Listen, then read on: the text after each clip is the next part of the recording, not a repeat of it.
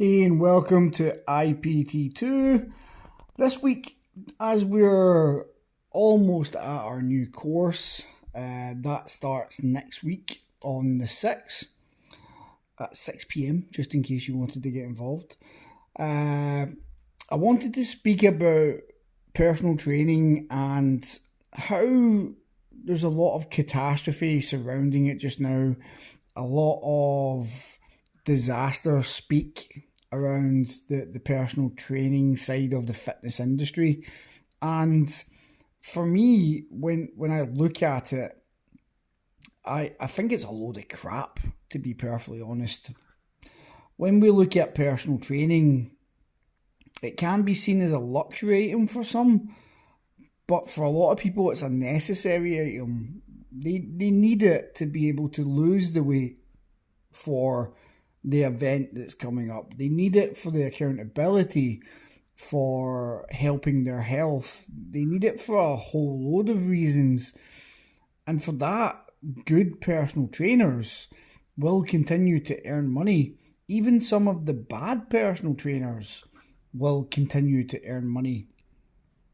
But for those who aren't good and don't understand the business side of personal training very well, then this can be an issue that really is going to be hard to address. It's for that person, and that's where they may need to seek some help. But overall, the whole catastrophe that apparently the personal training industry is under, I don't really see that as being true. If somebody really thinks that it's important that they lose weight or gain muscle or whatever it is, and they have disposable income, even if it is only one session per week, then that's still going to be a person who spends money, and that person will continue to spend that money as long as they see the benefits of doing the training with a personal trainer of their choice. And that goes for the online community as well of trainers out there. A lot of the time, there is this kind of thought process that there's too many online trainers and there's too many personal trainers altogether. But that's only because people fear that they're going to be left out or that they're going to miss out on sales because you're there. If we look at how many personal trainers there are in the world versus how many personal trainers are needed, there's actually a big lack of personal trainers and a lack of good personal trainers as well. So to say that personal training is dying or is going to the wayside would probably not be correct in most people's eyes, even when you look at statistics. And let's look at one of those statistics. Pure Gym this week has came out and said that it has had a record quarter. And okay, big businesses having record quarters is nothing big in the news, but when a gym comes out and says that they've added an additional 190,000 members in the first half of 2023 compared to the previous year, then something's going right. Now, Pure Gym obviously has been opening new venues, which is attracting new people, but it's also attracting new personal trainers and trainers into those gyms. And even further from that, if you ever get the chance to come onto our business course, which again we've got next week at the weekend on the 9th and 10th of September, then we do talk about like penetration rates. So if you have 1,000 members and the penetration rate is equal to what it is across the board, which is 20%, then you're going to have a lot of people to look after. That's going to be at least 200 if I've got my maths correct.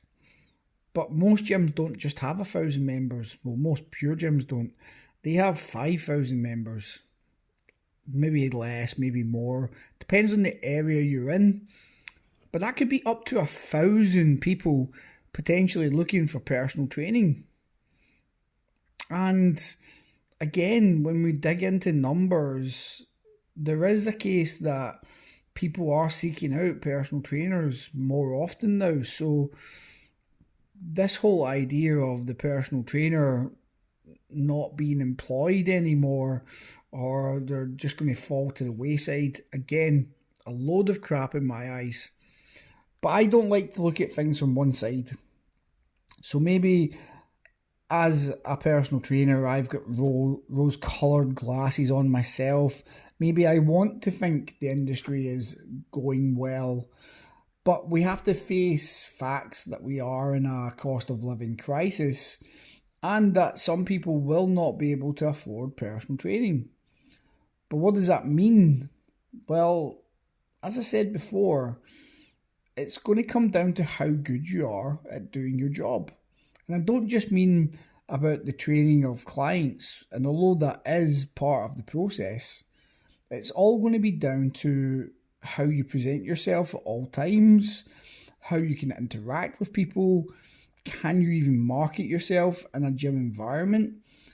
Because a lot of personal trainers, they straight away turn to the easy option of trying to market themselves on Instagram, Facebook, or whatever else, and that's not where the majority of your clients are.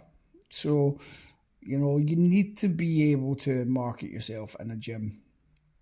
So those people who aren't able to do that, they could be the best personal trainers in the world, but nobody will ever know about them.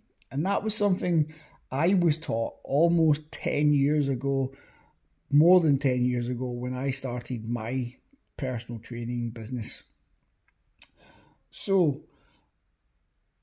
the other thing, the flip side of it, I've spoken to somebody who works in some of the local job centres, and they've been telling me that more and more often now they are starting to see personal trainers because they are not able to make the money they thought they were going to make. They weren't able to have the career they thought they were going to have. And without labelling these people in any kind of way, and a lot of people will maybe turn around and say, well, do you know what? They maybe were lazy, maybe they didn't do the right things. And I don't know, but to hear that there's lots of personal trainers giving up on their business is nothing new. As we know, the statistics still are quite high for personal trainers leaving within the first year of opening up a business. So, what can you do if you're a new personal trainer or have a business already and are just starting out? Well, you have to look at a whole bunch of things, and that's why we made our business course a 2-day course now, because we've added even more, and I just couldn't go over everything in maybe 30 minutes, but certainly let's try to look at the fundamentals. So first of all, do you come across as approachable in the gym? Do you come across as somebody who can have a conversation? And I don't mean just about fitness, and I don't mean just about you. Yes, the client may ask about you, but a lot of the time they're going to want to be asked about themselves. They want to know that you care. That's one of the first things we teach on the business course is if somebody doesn't think you care, why would they buy into you and what you're doing?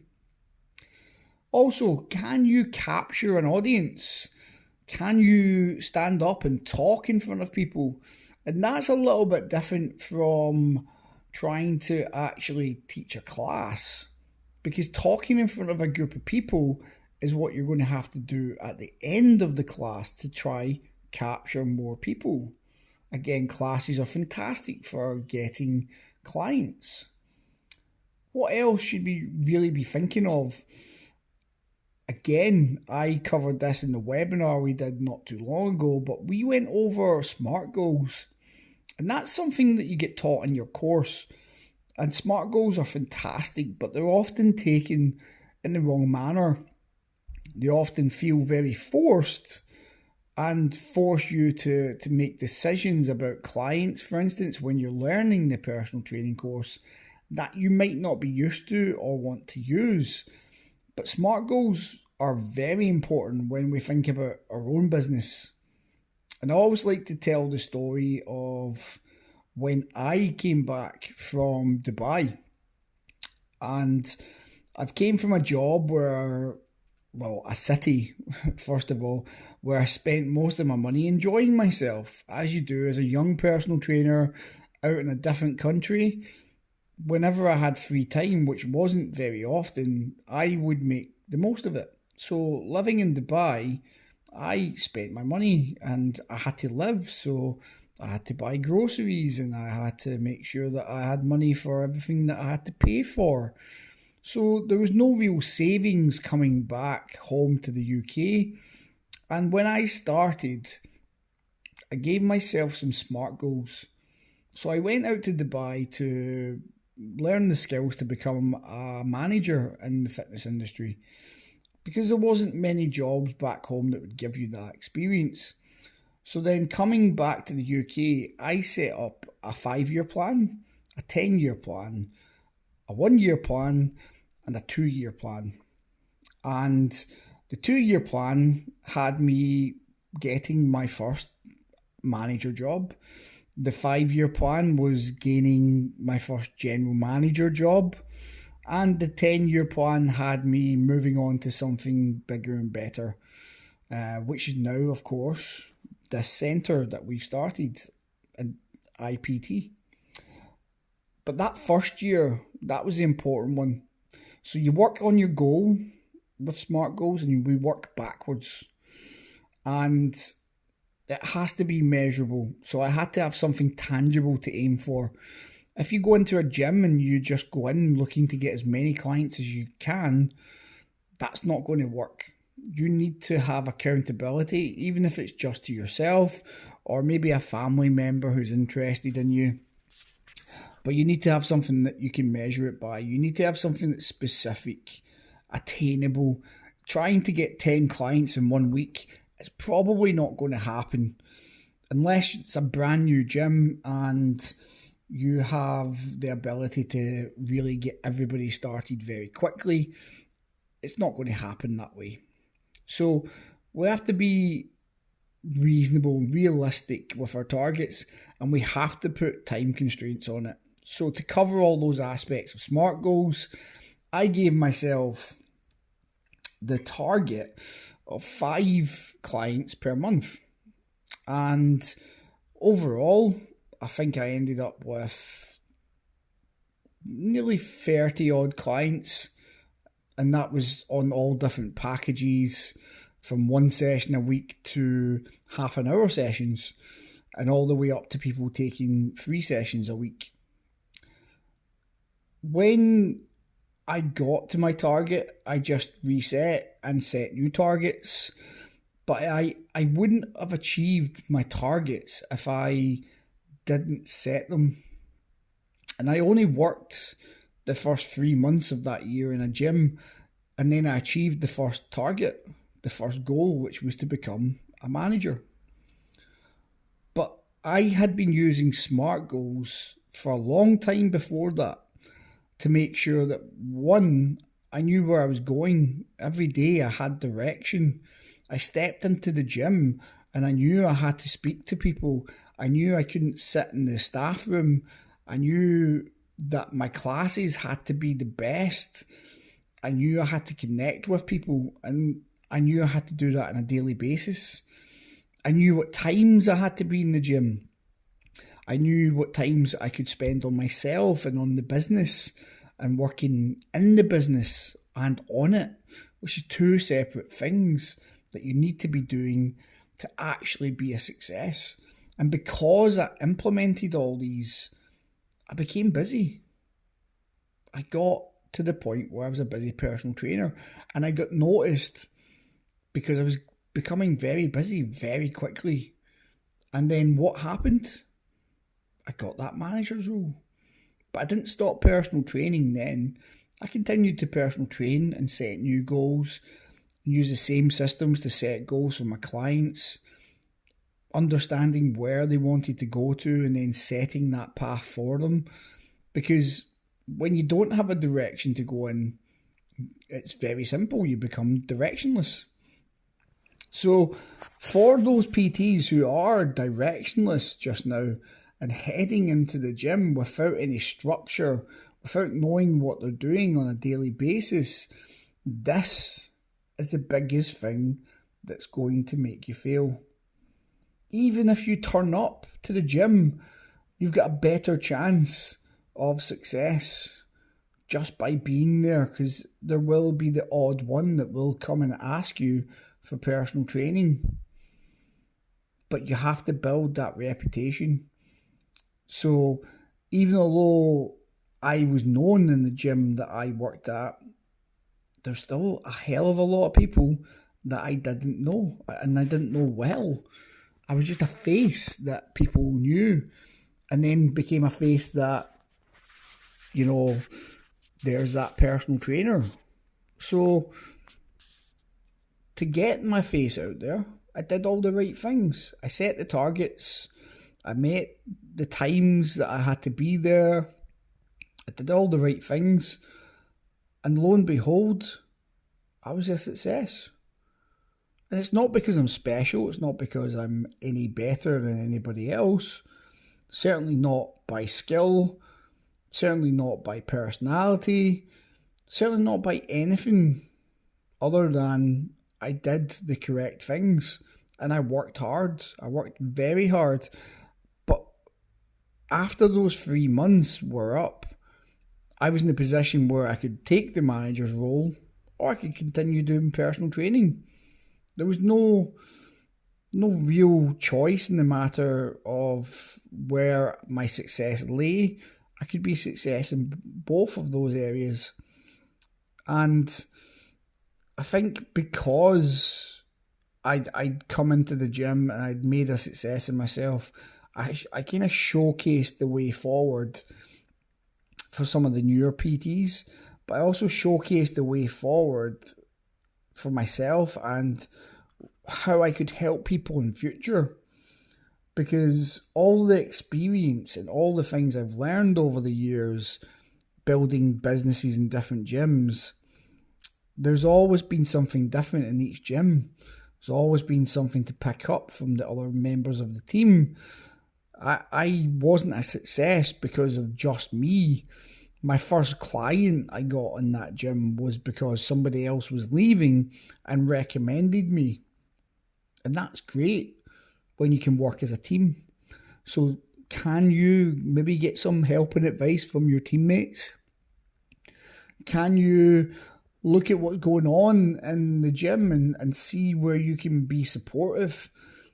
Sometimes for me, it was being involved in the different aspects the gym was trying to push. So, for instance, the weight loss program the gym has, or generally if they're doing any promotions or club work or anything that's outside of the gym, maybe going to local offices and seeing if they need health support. Whatever it was, I made myself available, unless obviously I was busy with clients at that point. But for the most part, that's why I ended up with different types of clients, because I made sure I could support all of the people who were in that gym. The gym was very close to corporate buildings. It was in the centre of the city, so half an hour sessions at lunchtime really suited people. But no other personal trainer was doing that. It was always the 1 hour session. But why not a half hour session? Half hour circuit session with me driving it, that's going to be very difficult for a lot of people to do, and it's going to make them sweat a lot and get the endorphins going. On the other hand, a half hour weight session where we focus on just one exercise but really go through it, some people loved that. And again, you just need to understand your clients and the people who go to your gym to be able to give them what they need. If you go into your gym thinking everybody needs strength and conditioning, everybody needs a personal trainer who can help with pre and postnatal. That's not always going to be the case. You need to have something different so that your audience gets what they need. Just because you like that doesn't mean everybody you work with is going to like that. And it doesn't mean that you shouldn't go down those avenues that you find purposeful or that you want to go down and be an expert on. But always remember, if you can be an expert, but if there's no call for it, then you're not going to be able to help anybody. So, although you might want to know a lot about nutrition and get a really good strength and conditioning course under your belt, how does that help your client?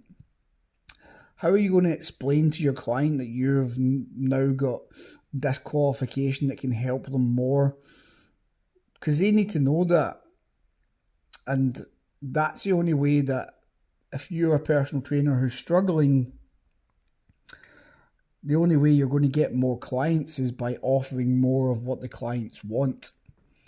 So take a look at your gym, do observations, do a SWOT analysis, something you were taught in your personal training course or should have been taught in your personal training course. How to find out the strengths, weaknesses, opportunities and threats. And it shouldn't always be about you. Sometimes it's looking at the gym. What strengths does this gym have? Great, it's got 4,000 or 5,000 members. That's a strength. The members are all particularly good in the weights area. That's a strength. You can run seminars to show them even more stuff about lifting weights.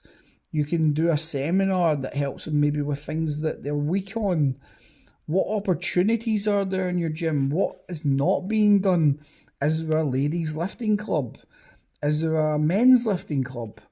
Is there a CrossFit section? The opportunities are all there. What are you going to pick up on? And threats? Well, threats could be local competition, like another gym opening up, or it could be that you just lack education in a certain area, and that could be the threat to your business. It could be other things, and there is other outside aspects, but really what we want to see is everybody being successful. And if there is some things that you feel you can't do, you feel overwhelmed with, or you genuinely just need more guidance with, then please reach out. Asking for a conversation with us doesn't cost any money, and we'd be quite happy to offer some help and support. At the end of the day, the more successful personal trainers we have, the more this industry will be a success, but the more the general population will be healthy, live better lives, maybe make better choices, and in general just be happier as people. And we see a lot of not happy people these days, so why not try help be the support that everybody else needs? And with that, I'm going to leave this one for this week. There's a lot to unpack from what I've said. There's a lot more to the story of how to become a successful personal trainer in this current day and age than what we spoke about here. So if you do need that support, reach out. Ask the questions that you're dying to get answered, because we have a team of people who have collectively over 100 years of experience, and that's amazing to then be able to draw upon. We don't mind giving you that support, so drop us a message or comment on one of our posts, whatever it is that you feel comfortable doing, or even drop us an email if it's something that's going to be a bit lengthy, so we can help. We're not going to ask for any money for that. At the end of the day, you've done your course, you're going to be successful, but you just need to be doing the right things to gain that success. So Here's to your success, and we will see you again next week. Welcome to IPT2, and this week we are going to be talking about nutrition. Well, everybody eats, so this is going to be a subject that should get to the matter at hand for everybody. So, we have a webinar coming up in a week or so's time, and to really hit home about nutrition, we wanted to make sure that we're helping everybody understand what they need to be doing outside of what they've learned already. Now, we all know as personal trainers, or even people who follow fitness, that you can Google anything you like to do with nutrition and you can get the answer you want. When you did your course, you were taught how to maybe do a little bit of nutritional planning or what you should do when it comes to certain macronutrients, or maybe you were told certain things by your tutor or by your manual if you did it by yourself that weren't so great when you got into the real world. So with our kind of webinar, we're going to be going over 10 myths, but also at the end of this month, we're going to be launching our new course, Nutrition for Fitness Professionals in Real Life, because what you get taught on the course, your level 3 course, even in some of the diplomas to do with nutrition, level 4 nutrition, a lot of it isn't as useful as we actually need it to be. And to really understand nutrition at a much higher level, you would really need to go to university, because a lot of the information you're going to learn isn't really great when it comes to using it in a gym environment.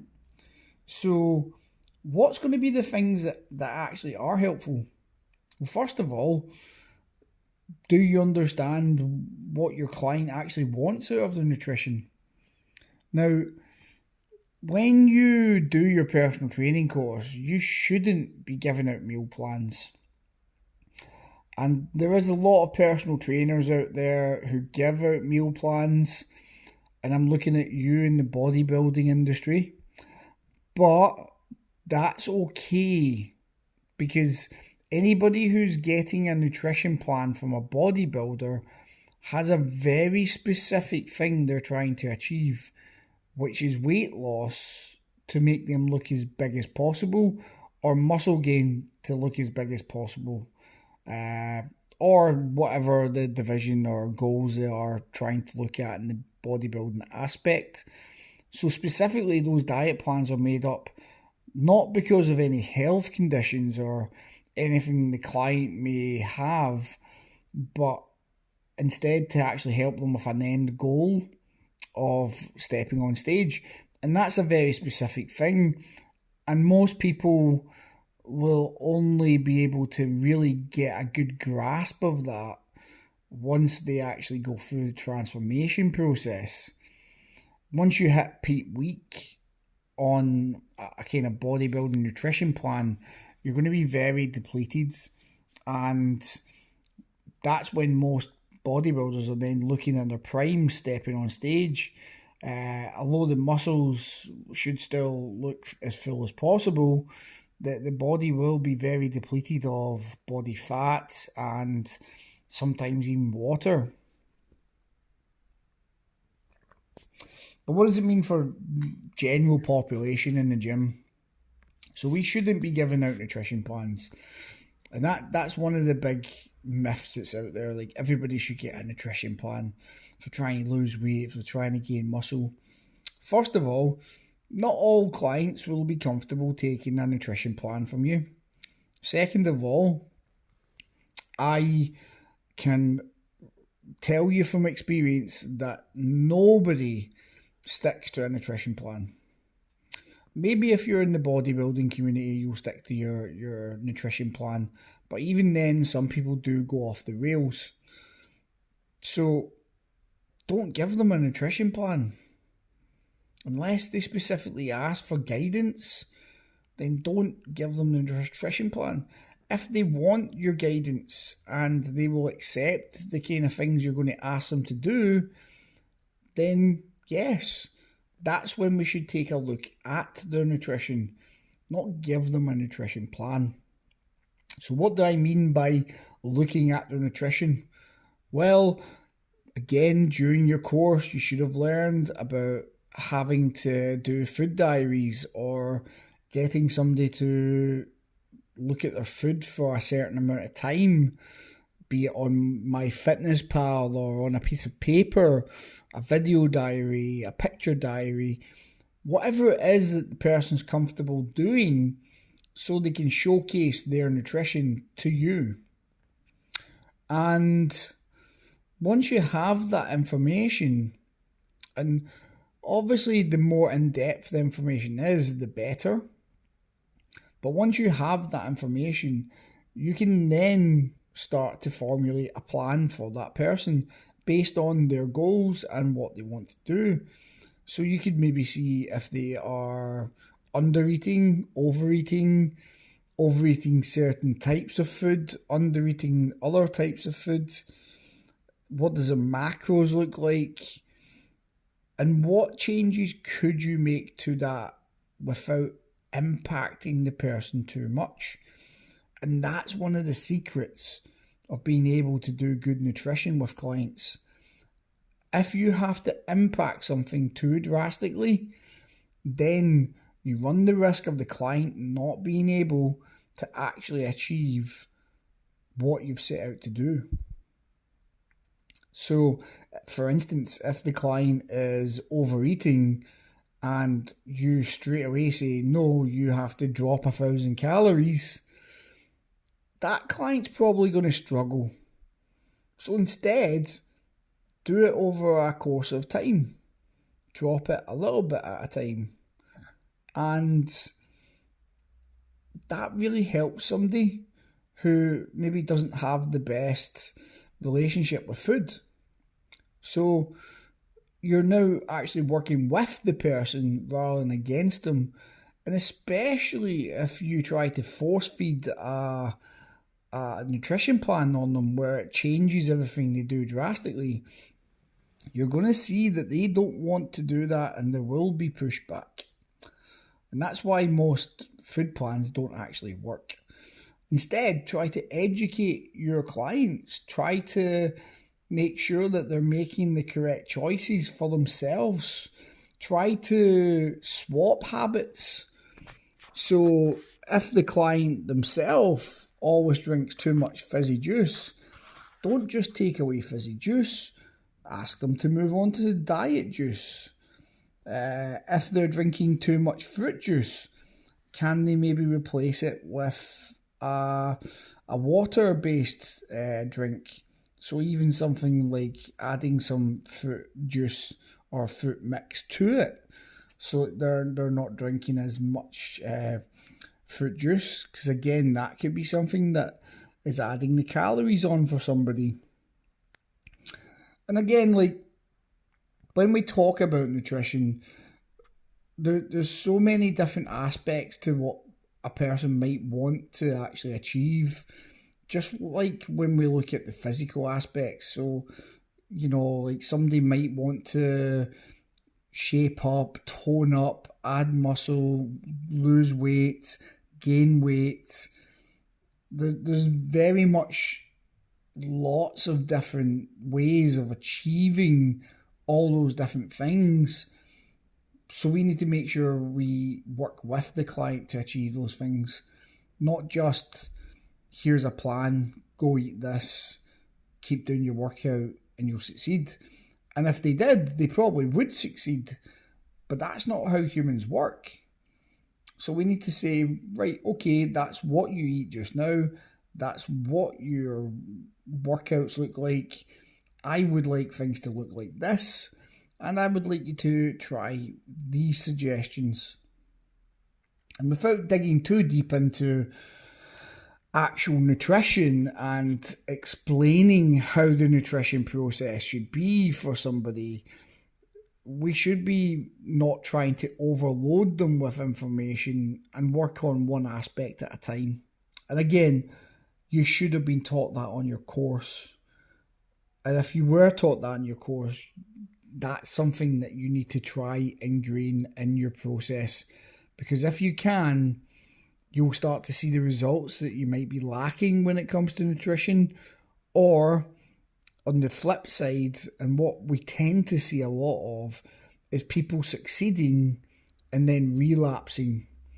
It's almost like the old yo-yo dieting where somebody would lose a lot of weight and then they would gain it all back once they stopped doing all the things they were doing correctly. And that's just a case of we've not set the habits properly.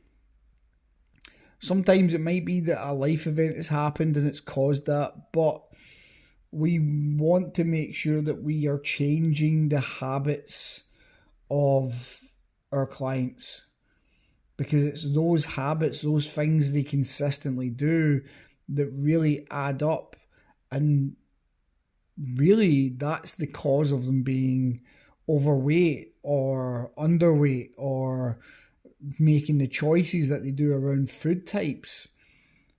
It could be that they have been in an environment where everybody has alcohol at the weekends and they've always wanted to be involved in that. And we might have to help them pick new habits and change the course of their life slightly to achieve the things they want to achieve. But isn't that the case with any goal? So when it comes to nutrition, it's no different than setting physical goals. It's no different than setting goals up in general. Once we have the direction, we then look at all the information and start to not tamper with the information, but start to set it on a new trajectory. So setting maybe a new target of calories, helping the client understand MyFitnessPal, helping the client understand that you want them to eat in a certain manner. And just with the physical goals, you should also be making sure that you are setting the SMART goals every so often for these. So even if it's a case of the client wants to add more fruit and vegetables to their diet, making a SMART goal up for that makes it much more achievable, because if they're eating 3 out of the 5 a day and it's all vegetables, great, maybe we can add a couple of pieces of fruit, maybe between meals. So we know straight away our information. And then we can measure it, we can look to see if there's anything that needs to be changed in the future. And then once they've started dropping weight or gaining weight, because that's going to be most likely the outcomes of your advice, then we can make the decision of changing their calories. We do the recalculation, but don't leave your client out of the process. Make sure to showcase to them that this is how you do it, because then they can learn that for themselves. And that's a skill that they can take away, and it doesn't really cost us anything. But what it does show is good faith to the client, and it shows how you work out your calories. And of course, there's going to be calculators online and so on. But the client's going to be more interested on how you do it. They're going to be banking on you understanding nutrition at a certain level. So if you can showcase that, even if they don't read it, they're going to be more bought into what you're actually doing. And isn't that a good thing? Also, let's think about if it was the flip side and you were stepping into that consultation room and you were talking about your diet. Is there things that you wouldn't disclose? Is there things that you would maybe be like, oh, I shouldn't tell my personal trainer that? We have to really build rapport with people for them to be open and honest. And nutrition is one of the big things that we need them to be open and honest about. If they tell little white lies here and there about their physical abilities of being able to bench 180 kilos at one point in their life, that doesn't matter. That really doesn't matter, because we can still help them achieve their goals.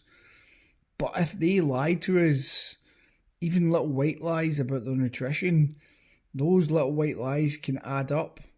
And then that's where a personal trainer will see, well, you've followed the advice, but you haven't lost any weight. And the majority of the time, it's not because of anything else, but they haven't actually followed the advice. They've maybe had a couple of days where they've had absolute benders and not told you about it. And sometimes it's not even a couple of days, it's long periods of time where they just haven't followed your advice.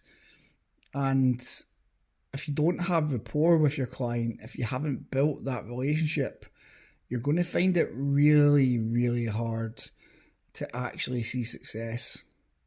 So try to build your rapport with clients.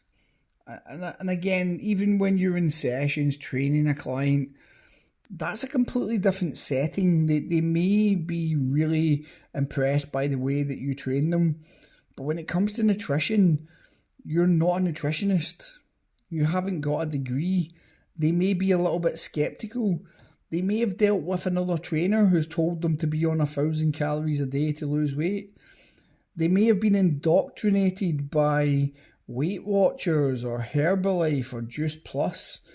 They may have been told absolute idiot kind of information by Slimming World. And again, that's a whole different ball game. Not to rain on the parade of any of these people, because they do get results for some people. But the sustainability of those results, or what we're looking at, that's where a personal trainer has to be a step above all of that. Not just say that Herbalife is a terrible product, or Juice Plus is terrible, or you shouldn't go to Weight Watchers and Slimming World, because your clients will go anyway. Your clients will go to Slimming World, they'll go to Weight Watchers. They won't care if you've said not to go, because if they think that can get them a result, they'll go. So we need to create that rapport. We need to make sure that the client is comfortable enough with us and taking our advice that they're not going to fall into the traps. So, for instance, if they're eating 2 meals a day and taking a shake for the third meal, then pretty much they're going to lose weight, especially if their calories are low enough. But they might feel full. They might feel that that's working for them. And that's where you have to have that conversation that, yes, it's working for you just now, but is this what you want to do for the rest of your life? Is having a shake for breakfast or dinner really what you want to do for the rest of your life? I know I would rather eat my food and have it available on a plate in front of me. And yes, there's times when having shakes are good, like a protein shake if you can't manage to get a meal sometimes. Supplements are supplemental, remember, to your diet. And unless it's something that's needed that day, why aren't they eating the proper meal? Because then they're going to end up being deficient in other aspects of their nutrition. Maybe that will go on to affect them in a different manner. Who knows? This is why we can't let things like Herbalife, Juice Plus, or any of these products out there affect our clients. We should be the ones affecting our clients. And hopefully that's all made some sense to you. As I said, there's so much you can talk about when it comes to nutrition, and it is a very small part of your course. But as someone who's went on to do various different nutrition courses themselves, Sometimes you're just paying that extra money to rehash what you learned on a previous course. The nutrition diploma didn't really teach me anything extra that I didn't know. The level 4 nutrition didn't really teach me anything extra than I already knew, because I already knew how to read food labels. I already knew about steroids and other compounds that people use to affect their training. I already knew about all the different aspects of going and making up different calorie deficits and making sure that you work in a certain manner. There is very much out there that can be found by just listening to maybe another podcast or going out and looking at different YouTube videos that dive into depth. And there's certainly a lot more information now out there from really credible sources that can help you even more than paying for a course. So instead, what we had to look at as a centre is, what do personal trainers actually need? They need to know how to actually work with the client and help change the nutrition. They have to understand the model that we use, and we use a very specific model to help people do that. And we know it gets results. That's the big thing. We know it gets results. And yes, there is going to be times when somebody maybe wants to change to do a bodybuilding kind of workout with you. And maybe that's not your thing. Maybe you don't want to put your client on 1,000 calories a day. That's okay to then go and work with somebody else.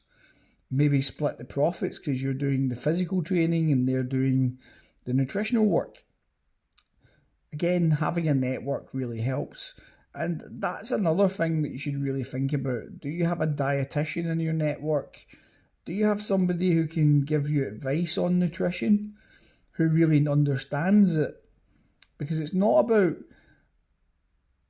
it being a weakness for you or something you need to upskill yourself more on.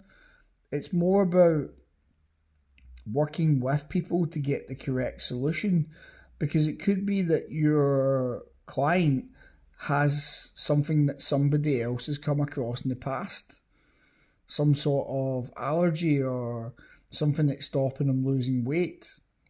And while I would always advise to get a test done if something is stopping them losing weight, we always have to go back to, have we actually got the rapport with the client?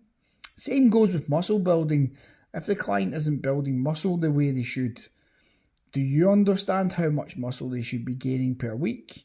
Do you understand what their nutrition is like to be able to do that? Sometimes we need to really delve into the timing of meals. What's the availability of the client per day? There's just so much to nutrition, and that's why I said I couldn't cover it all on this podcast today. This requires a bigger conversation. This requires a bigger amount of education. And unfortunately, it looks like the personal training course just falls a little bit short of giving, or even equipping is a better word, the normal personal trainer with what they actually need, which is how to go through the process of nutrition with their client. Because even a lot of trainers are still unsure of the process and the limitations they actually have when it comes to nutrition. So when I say that you shouldn't be giving out meal plans, that's because that's the job of a dietitian, not a personal trainer. Even if you call yourself a nutritionist, you should not be giving out meal plans, because if you give out advice that then is detrimental to that client's health because of whatever reason, you can find yourself in a very sticky place getting sued. So Instead, there is a plan in place and you have to put it there for your client. And you may be able to come up with your own way of doing this. But as I said, we've came up with our surefire plan. So if you are interested, I would pop over to our webinar.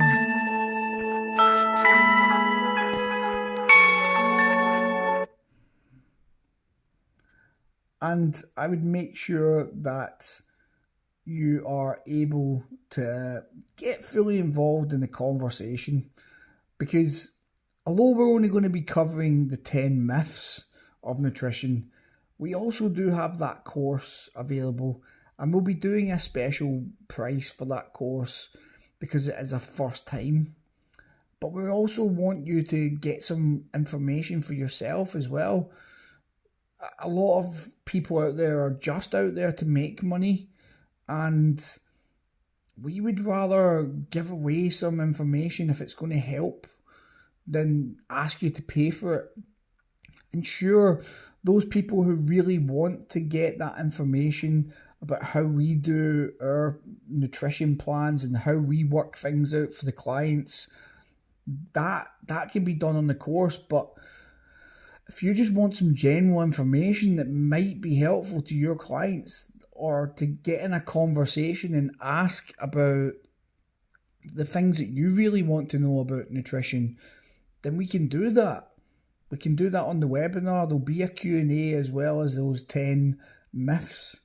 And it's that information that you get that can really be helpful to clients. Because yes, you've had manuals in the past that have helped you with nutrition, but those manuals are written from a place of, this is a strict what you should do. Whereas we need to come at it from a different angle and use experience and science to come up with the solution. And that's what makes our conversations a little bit different about nutrition. We're using not just the science, we're using the experience of multiple trainers and tutors who have had good experiences with clients and know what works. So pop along to our webinar when you see it advertised, and make sure you get involved in the conversations we have, because we love to hear your thoughts. We love to have conversations, and obviously you don't always see that on our social medias. You might see the polls and the questions that we ask, but you don't always see in the DMs where we speak to people and offer advice and support, and we don't mind doing that. So really, if you are struggling with some aspect or would like to just get some information on something, that's what we're here for. So get involved, and we cannot wait to see you on the webinar. We hope you get involved in that as well, and then hopefully also on the course at the end of the month. So if you have any nutritional questions, this is the time to ask it. We're having a big nutritional month, so come out and tell us your thoughts. Come out and ask us your questions, and let's work as a community to really help all the people that we are trying to help as trainers. Until next time, guys, have a great one. And again, I hope this has been insightful for you and helpful.